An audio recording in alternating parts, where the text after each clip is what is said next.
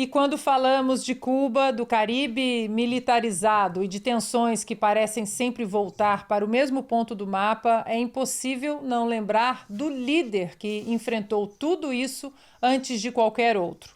Muito antes do USS Gerald Ford cruzar essas águas, vimos hoje que houve um presidente que segurou o mundo à beira do abismo. Aquele momento, em 1962, mostrou ao planeta o que a firmeza de um homem pode evitar. No ano seguinte, Dallas mostrou o que a violência consegue destruir. O assassinato de JFK, ou JFK, como os americanos pronunciam seu nome, permanece como um marco que mudou o curso da história americana. Revisitar aquele momento ajuda a entender por que tantas das tensões que acompanhamos hoje, especialmente no nosso continente, carregam ecos daquele período. Vamos rever esse capítulo que marcou não só os Estados Unidos, mas todo o mundo livre, com a narração de Adalberto Piotto. O dia 22 de novembro de 1963 começou como qualquer outro nos Estados Unidos. A nação vivia sob a promessa luminosa da nova fronteira, um tempo de otimismo, juventude e confiança no futuro. Mas, ao cair da tarde, a América já não era a mesma. Em Dallas, Texas, enquanto a comitiva presidencial avançava devagar pelas ruas ensolaradas, algo irreversível aconteceria. John Fitzgerald Kennedy, o 35º presidente dos Estados Unidos, símbolo de esperança, energia e renovação nacional, seria brutalmente assassinado em plena luz do dia. O que era para ser um dia de aplausos e sorrisos virou pânico e desespero. Os tiros disparados em Dealey Plaza não tiraram apenas a vida de um presidente. Eles abriram uma ferida no coração da nação, uma ferida que jamais cicatrizou completamente. Kennedy representava mais que um chefe de Estado. Seus discursos convocavam uma nova geração a agir, sua retórica inspirava e sua postura transmitia a sensação de que o mundo ainda podia ser reconstruído pela coragem e pela razão. And so, my fellow Americans, ask not what your country can do for you, ask what you can do for your country.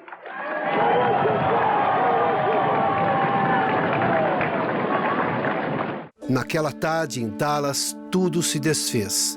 A brutalidade capturada pelas câmeras, o pânico súbito, o desespero de Jacqueline Kennedy sobre o banco do carro e depois a imagem devastadora da viúva, ainda com a roupa manchada de sangue, enquanto testemunhava o juramento de Lyndon Johnson, tornou-se indelével na memória americana. Tudo ali, naquela sucessão de quadros, simbolizava o fim abrupto de uma era e o início de uma ferida que o país jamais conseguiu fechar. Nos dias que se seguiram, os americanos não choraram apenas pela morte de um presidente. Choraram pelo fim de uma era inteira.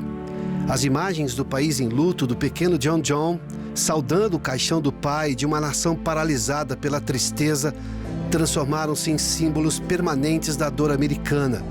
Lembranças que atravessaram gerações como um eco de tudo que se perdeu naquela tarde em Dallas.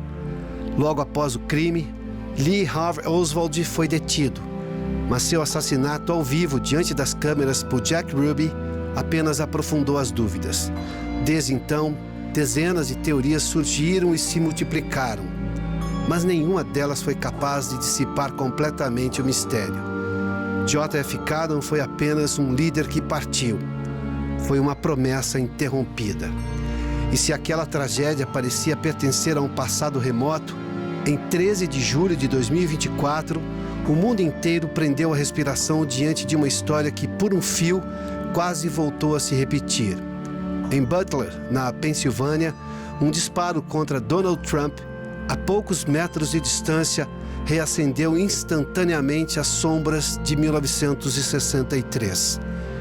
Desta vez, por milímetros, os Estados Unidos não testemunharam ao vivo o assassinato de mais um presidente. Bom, momento que marcou não apenas os Estados Unidos, mas o mundo. Vou de novo para Londres e, Ivan, suas considerações sobre esse fato histórico, a Europa, como eles enxergam esse dia, né, em Dallas. Então, Ana, a gente fala muito que um ano antes ali, né, em outubro de 62, o mundo quase explodiu na Terceira Guerra Mundial, mas novembro de 63 não foi muito diferente. O lado europeu assistiu com apreensão ao assassinato do presidente americano, né, que desta vez nós tínhamos a primeira geração, talvez, né, na Europa que acompanhava as coisas pela televisão. Né? Hoje a gente tem a velocidade da internet, no contexto da comunicação daquela época, era a televisão que estava chegando a milhares de lares, né, na Europa. Antes os acontecimentos eram narrados por rádio e ainda antes disso era tudo por escrito. E aí não, o assassinato do presidente Kennedy foi transmitido, né, a repercussão, tudo isso pela televisão. Até hoje, olha, se existe uma teoria, enfim, algo que as pessoas querem muito descobrir, são os motivos, quem foi, afinal de contas, que estava por trás do assassinato do presidente americano. Isso alimenta a literatura até hoje, não é? E as investigações, enfim. Eu me lembro, pelo que eu estudei, que a União Soviética foi um dos primeiros países a dizer, olha, a gente não tem nada a ver com isso, não culpem a gente, que dessa vez aqui a gente não tem nada a ver com isso, e meus sentimentos pela morte do presidente Kennedy, enfim, as teorias são as mais inúmeras, né? Agora, a gente fala muito do Kennedy, vamos falar um pouco de quem assumiu no lugar dele, o Lyndon Johnson, né? Meu Deus. A gente coloca na nossa lista dos piores vices?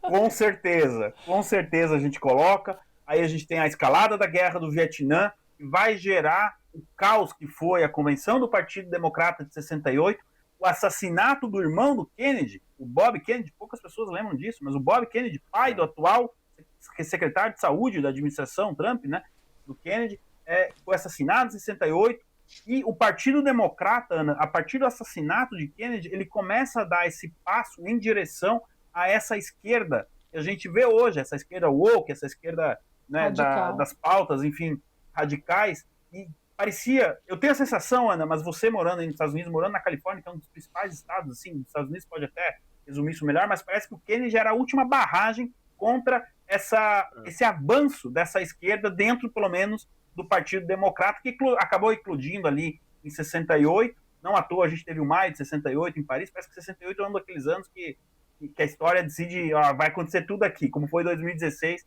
do outro ponto de vista, né, em relação ao Brexit e a eleição do Trump. Então, era como se o Kennedy fosse uma barragem a tudo isso, e a gente sofre as consequências, o Partido Democrata paga as consequências até hoje. Concordo, Ivan. Eu acho que o Kennedy era a última barreira, depois a coisa começou. Talvez Bill Clinton ainda tenha sido uma pequena resistência nessa pauta woke, nessa coisa completamente radical, agenda identitária, mas o Clinton já era aquela pecinha de transição, né? Que já vai, o Kennedy, eu concordo com você, Ivan. A gente vai seguir, nós vamos seguir nesse assunto, mas quem gravou um vídeo para o nosso programa contando a experiência daquele dia que marcou o mundo e de todo o contexto em volta do nome de John Kennedy foi o nosso querido mestre Augusto Nunes. Certas notícias causam tanto impacto numa determinada geração que quem tinha mais de 10 anos ao recebê-la sabe perfeitamente, nunca mais esquece, onde estava e em que momento a notícia chegou. No caso da minha geração, a primeira dessas notícias inesquecíveis foi a morte, o assassinato do presidente John Kennedy, em novembro de 1963.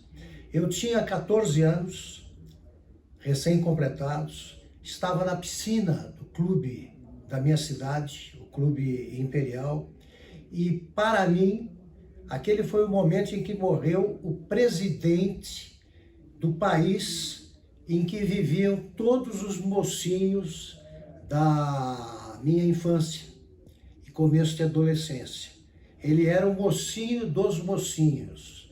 O Kennedy era bonito, rico, casado com uma mulher linda e tinha pouca idade. Vivera ainda muito pouco.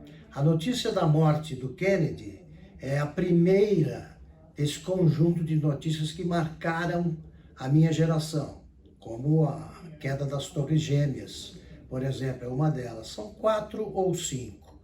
Todos os garotos da minha idade, naquele momento, queriam ser John Kennedy. Para os garotos da minha geração, o Kennedy também era o homem que iria nos salvar do comunismo que existia em Cuba.